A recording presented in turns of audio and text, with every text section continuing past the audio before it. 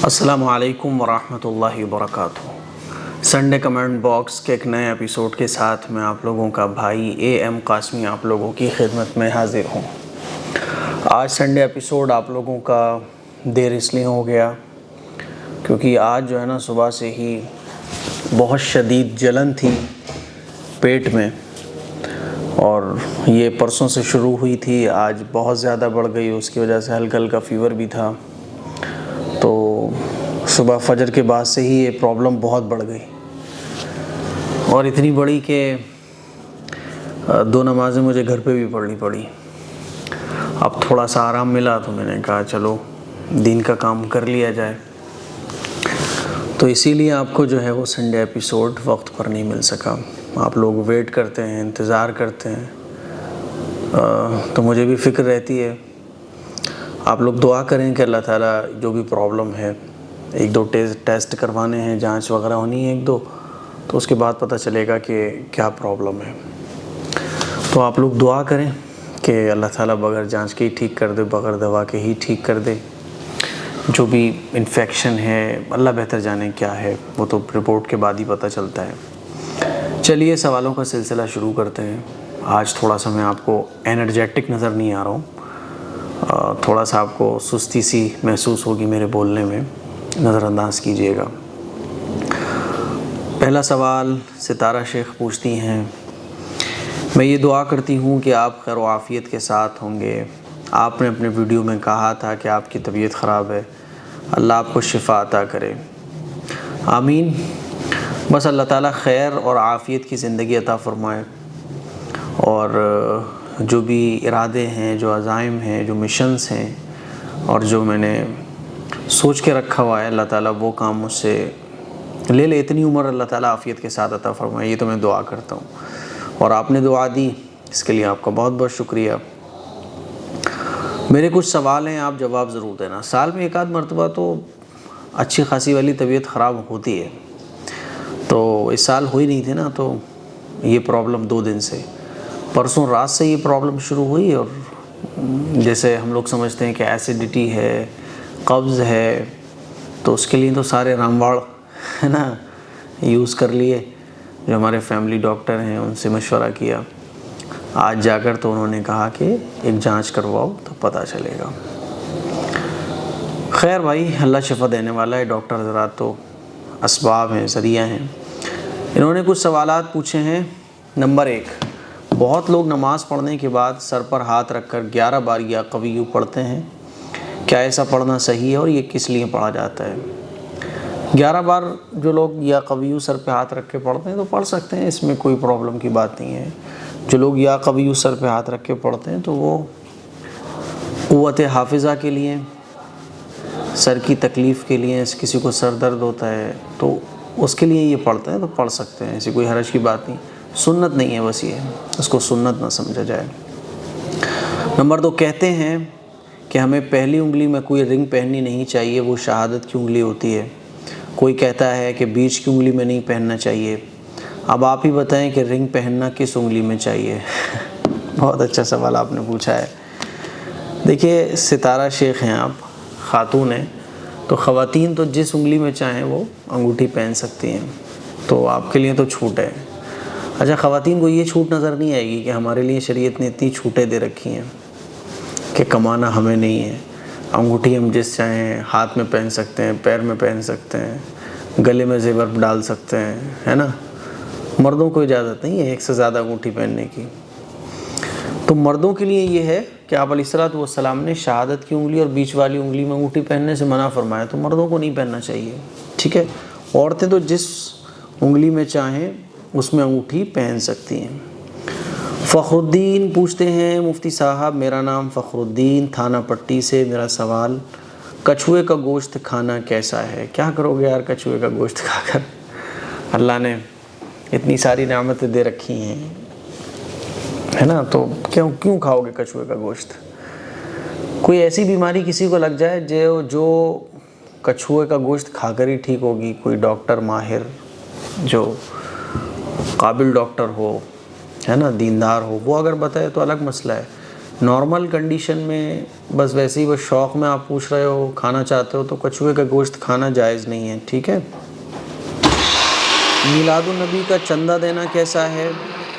ये Sunday episode 224 होना चाहिए था, हमने आज तक कोई संडे एपिसोड मिस नहीं किया। तो रही बात कछुए के गोश्त की, तो ये जायज़ ही नहीं है।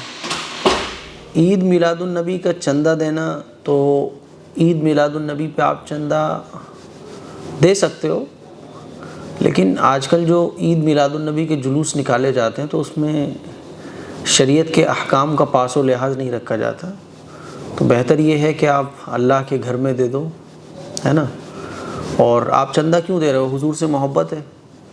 तो हुजूर से मोहब्बत अल्लाह के नबी सल्लल्लाहु अलैहि वसल्लम की बहुत सारी अहादीस से पता चलता है। हुजूर ने फरमाया कि जो मुझसे मोहब्बत रखता है तो वो यतीम से मोहब्बत रखता है। यतीम को खाना खिला दो, गरीब को खाना खिला दो, ठीक है। तो जो मसनून आमाल है वो करो ना, तो ये ज़्यादा मुनासिब है, ठीक है। मदीहा ख़ान, मेरा सवाल ले लीजिएगा। अरे साहब बिल्कुल ले लिए, बिल्कुल ले लीजिए, बिल्कुल ले लिए। अच्छा एक बात देखिए आपने कि जब आदमी की तबीयत जो है ना वो डाउन हो, तो बोलने की भी हिम्मत नहीं होती है, कुछ का कुछ निकलता है। तो सेहत जो है ना वो अल्लाह की बहुत बड़ी नेमत है। मैं आज सोच रहा था कि थोड़ा सा भी मैं खा रहा हूँ ना तो बस वो जलन शुरू। तो मैं सोच रहा था कि यार अल्लाह की कैसी अजीब नेमत है सेहत, कि आदमी बेधड़क होकर खाता है और ज़रा सी प्रॉब्लम हो जाए बॉडी के अंदर तो फिर कैसे आदमी तड़पता रहता है, तरसता रहता है ना।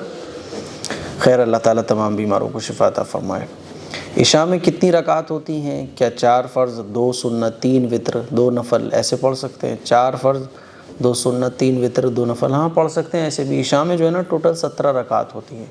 सबसे पहले 4 रकात सुन्नत, सुन्नत गैर मुअक्कदा। सुन्नत गैर मुअक्कदा और जो नफ़ल नमाज होती है वो हम छोड़ भी सकते हैं, पढ़ भी सकते हैं, आपकी चॉइस है। सुन्नत मुअक्कदा जो होती हैं उनको पढ़ना लाजमी है, यानी उनको खामखा में छोड़ना नहीं चाहिए, छोड़ने की आदत नहीं बनाना चाहिए।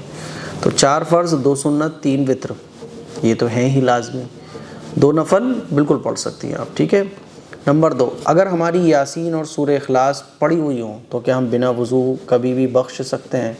अगर आपको ज़बानी कोई सूरत याद है और आप बग़ैर वज़ू के उसको पढ़ना चाह रही हो तो पढ़ सकती हो और पढ़कर बख्श भी सकती हो। नंबर 3, हम स्टूडेंट साहिब निसाब हों, क्या स्कॉलरशिप ले सकते हैं? अगर हमने लेकर यूज़ कर ली हो, आधी और आधी बाकी हो तो क्या करें? देखिए जो स्कॉलरशिप स्टूडेंट के लिए निकलती है तो अगर वो आपको ये कह के दी जा रही है कि भाई अगर आप गरीब हो तो है ही आपके लिए, तो अगर वाकई में आप गरीब हो, आपको लग रहा है कि हाँ यार हमारा हिसाब नहीं है पढ़ाई पूरी करने का, तो वो स्कॉलरशिप आप ले लो, है ना। और अगर आपको अल्लाह ने खूब दे रखा है, लखपति करोड़पति आपको अल्लाह ने बनाया हुआ है तो मत लो, ठीक है, या फिर भी ले लो।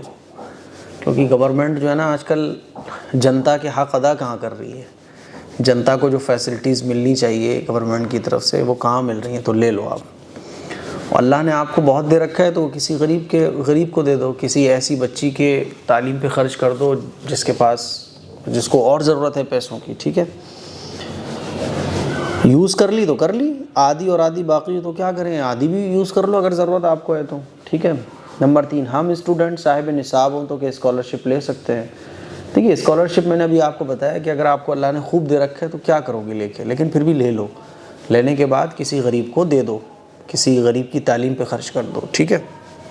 फिर भी आप ले लो, मन हो रहा है तो ले लो, क्योंकि गवर्नमेंट के ऊपर होता है कि वो सिटीजन्स की जो है वो केयर करे, उनके ऊपर अच्छा खासा ख़र्चा करे उनकी केयर में, उनकी पढ़ाई में। तो गवर्नमेंट आजकल इतना कहाँ कर रही है, तो ले लो, ठीक है, छोड़ो मत।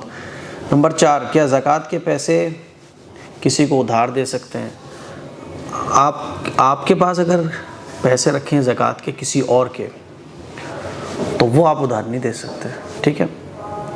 आपका ही ज़कात का अमाउंट रखा है आपके पास, यानी आपने ज़कात के पैसे कुछ निकाल के रखे हुए हैं, अभी गरीब को दिए नहीं हैं, तो आप वो किसी को भी दे सकते हो क्योंकि वो आपके ही पैसे हैं, ठीक है। तो ज़कात के पैसे किसी को उधार दे सकते हैं, उधार दे सकते हैं बशर्ते कि वो ज़कात आपकी हो, ठीक है। क्योंकि आपने निकाली नहीं है तो वो आप ही को निकालनी है, तो वो आप ही का अमाउंट है, आप जिसको चाहो उसको दे दो।